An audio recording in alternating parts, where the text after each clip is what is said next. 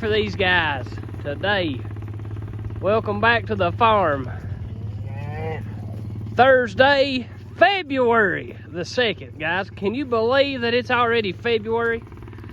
That is unreal. When Dad makes his turn right here, he's gonna give it a little gas, I think. And that should help it start coming off.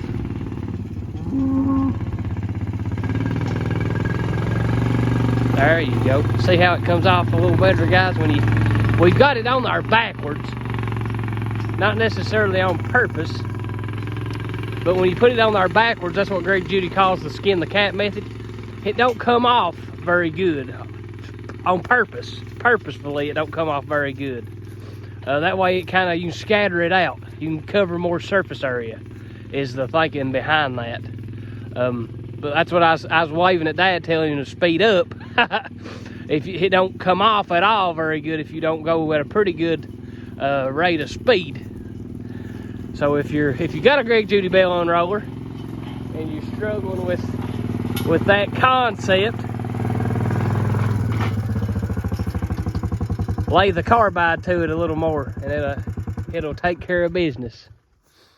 I was telling him, Dad, that's what Greg Judy calls the skin the cat method. When the hay is on there backwards, yeah, they strategically put it on there backwards. That way you can cover more. All of it don't come off at the same time. You got to cover a lot more ground to get it to come off the row. If you had it on there the right way in 15 foot, you'd have had half of the bale unrolled. So Greg Judy does that on purpose. We just so happen to do it on accident. We wasn't paying no attention. We just hooked it up and went. But nonetheless, it works out. It works out. No issue with that. But Dad seen something. We was on our way over here, and we in a spot just over the hill there, where we had unrolled some hay at. Probably, Lord, it was one of the first rows that we had unrolled this year. Guys, they was green grass growing up in it. Dad said, "Would you look at that?" He said, "There's green grass." And guys, the more I get to looking in this paddock, and this is one of the paddocks that we've been on this winter, guys, these are green grass. This is February 2nd. Yeah, sprouting up everywhere. It obviously ain't growing, but it's here, guys. I don't know if we just ain't been looking or what, but hey, it's here, and we ain't gonna complain a bit.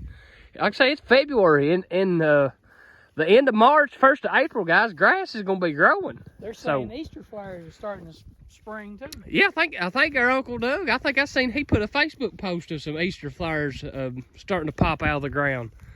So guys, it's cool here in Eastern Kentucky today. It's overalls and bogging weather for this little bald guy, but it's probably 32 or 3. It ain't much more than that, I'd say. It's pretty cool. But guys, it was good to see that grass coming up out of the ground. Them green shoots starting to come up a little bit.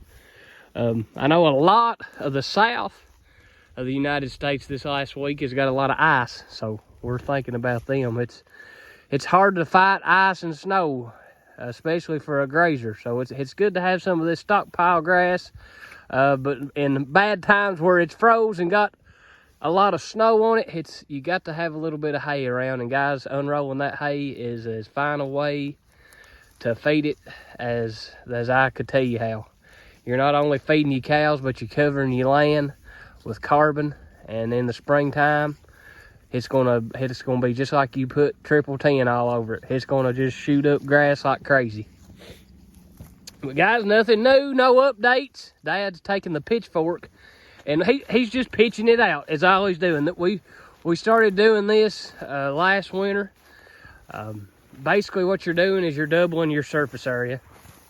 You got a clump of grass right here, or a clump of hay, and basically all Dad's doing is just kind of spreading it out, covering actually 3 times the surface area. So you got your original line right there, so he's pitching it out on both sides. So you're essentially tripling your surface area that you're covering with hay.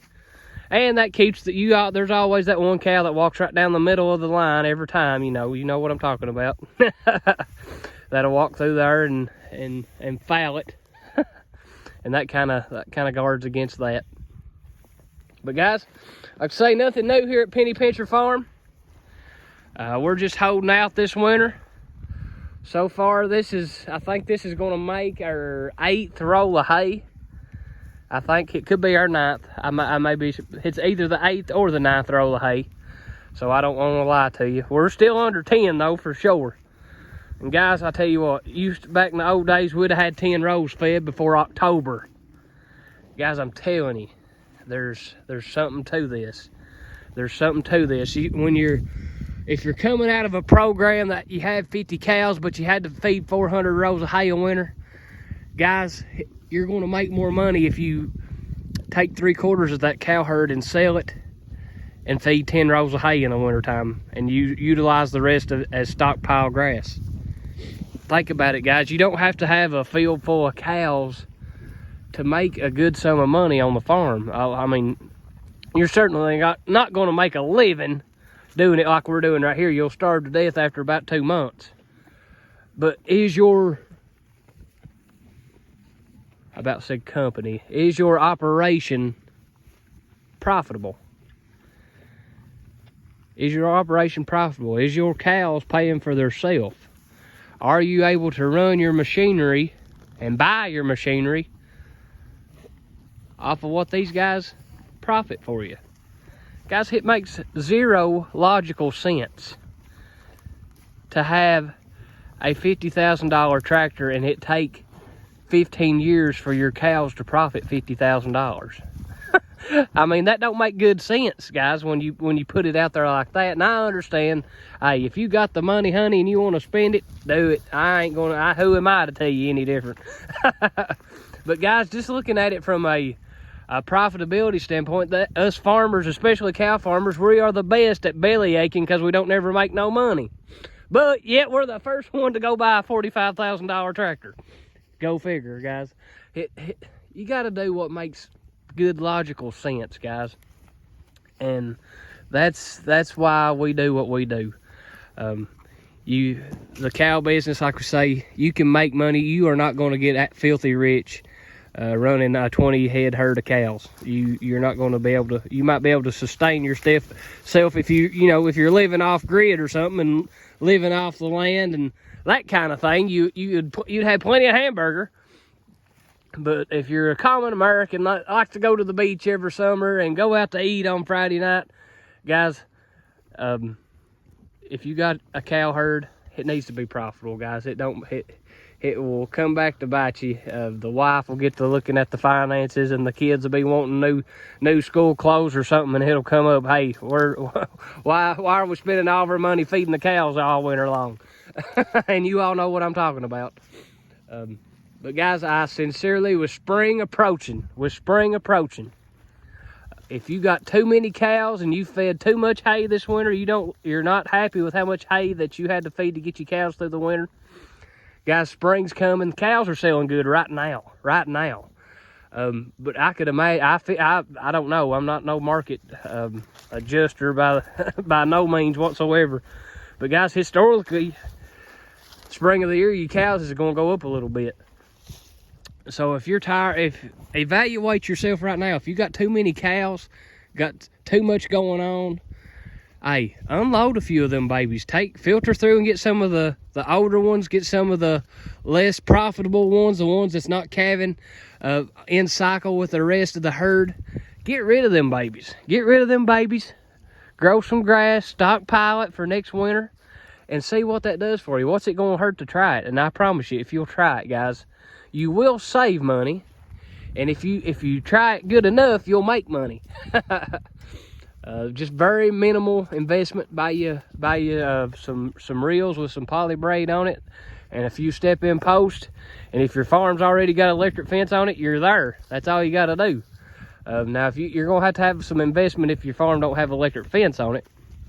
But hey, guys, all you got to do is run one strand of electric around the perimeter, and you've got electric. That's all it takes.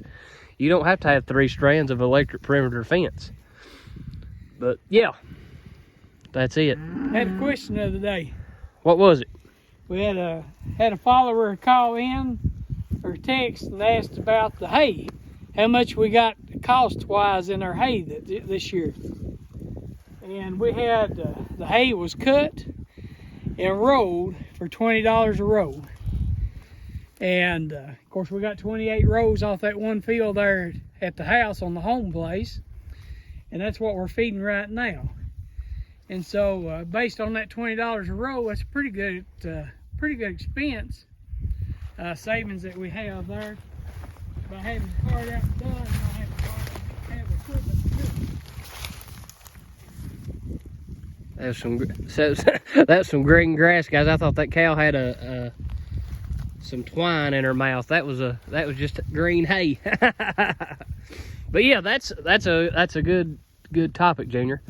So I mean, it cost us $20, and that's a friendly neighbor price, and we ain't gonna say no names, because that is a friendly price for somebody to cut, rake, and roll your hay.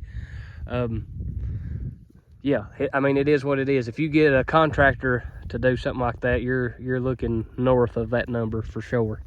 But guys, next winter, look at it, count, put the pencil and paper to it, see how much it costs you to make your own hay. And you can't just count the cost of making the hay. You got to count the cost of the equipment that you got to make that hay.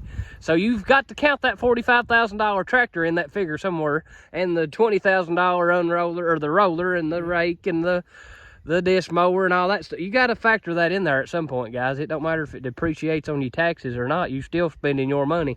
Well, we got 26 rows left, and this is February the 2nd, so we got 26 left? Yeah. So okay, so that makes it, we fed 8 rows. I asked that figure to myself earlier and couldn't come up with a correct answer. So we got, 26 more rows left, and we got roughly to the end of March to have to feed. If maybe we have to feed with the grass growing or starting to come through the ground like it is, we may not feed much until 1st of March, middle of March. Right. We actually, truth be told, we will probably feed more hay in March than any other month, for the simple because in March there's going to start to be grass growing. But guys, a little trick that we learned here at Penny Pincher Farm, if you can help it, you don't want to turn your cows in on new spring grass, because it stunts it in some way or another.